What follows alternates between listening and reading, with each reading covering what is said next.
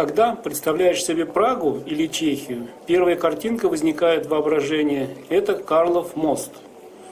Карлов мост создавался более 50 лет в XIII веке по инициативе короля Карла IV. Карлов мост получил свое имя только в 1870 году. До этого Карлов мост назывался Каменным или Пражским. Карлов мост – одна из самых известных достопримечательностей Праги. Любой турист, попавший в Прагу, обязательно пройдется по Карлову мосту, как минимум несколько раз в день. На Карловом мосту практически всегда шумно и многолюдно.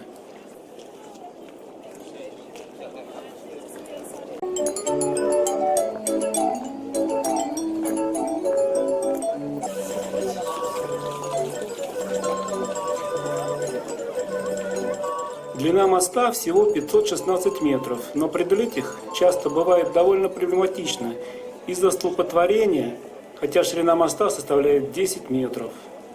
Сегодня Карлов мост является пешеходной зоной. Сложно представить, что когда-то было иначе, и по Карлову мосту даже ходили трамваи. В 1974 году Карлов мост сделали пешеходным. С обеих сторон Карлова моста у входа на мост стоят башни. В средние века ворота в предмостных башнях запирались решеткой. Карлов мост был частью Королевской дороги, и за проход по мосту взималась плата. Настоящим украшением 516-метрового моста с 16 изящными арками являются 30 барочных статуй. Они начали появляться на Карловом мосту лишь в конце 17 века. А до этого на мосту стоял лишь крест. За свою долгую историю Карлов мост пережил немало событий. В средние века на Карловом мосту топили несчастных торговцев и преступников. Но самым известным утопленником Карлова моста, пострадавшим от рук короля Вацлава IV, был, конечно же, Ян Непомуцкий.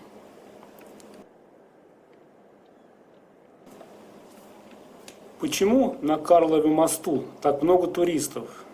Во-первых, потому что Карлов мост является своеобразной пешеходной переправой между двумя легендарными районами Праги – Малой Страной и Старым местом, где расположены достопримечательности Праги.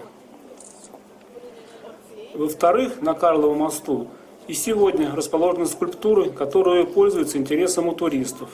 Каждая скульптура имеет свою историю и тесно переплетается с историей моста и страны.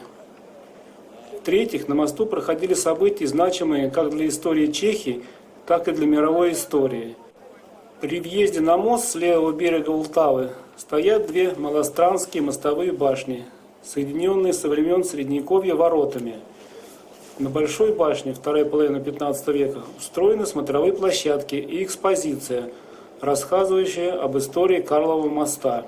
Меньшая башня, 12 век, часть Романской крепости, защищавшей подступу к мосту. Если вы хотите насладиться свиданием с Карловым мостом в тишине и без посторонних, вам придется прийти на Карлов мост глубоко ночью или ранним утром. Но это того стоит. Поверьте, встреча рассвета на Карловом мосту, когда встает солнце и на брусчатке моста отражаются тени многочисленных статуй, когда еще совсем тихо и практически нет людей, запомнится вам на всю жизнь.